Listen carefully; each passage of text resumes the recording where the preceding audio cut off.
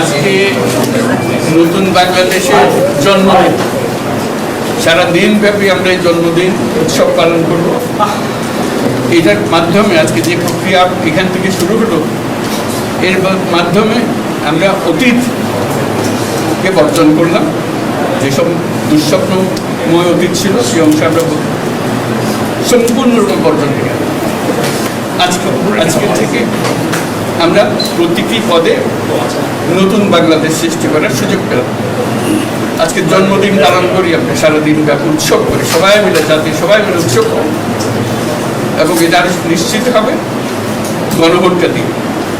প্রার্থীর জন্য আমরা ভোট দিলাম, সেটা খুব গুরুত্বপূর্ণ, কিন্তু গণভোটটা খুবই গুরুত্বপূর্ণ, সারা বাংলাদেশ পাল্টে যাবে।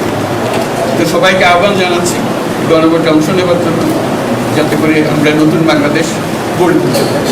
খুব ভালো লাগলো, এটা আমার জীবনে মহা আনন্দের দিন, এবং বাংলাদেশের সবার মনে এটা মহা আনন্দের দিন, মুক্তির দিন, আমাদের দুঃস্বপ্নের অবসান, নতুন স্বপ্নের শুরু।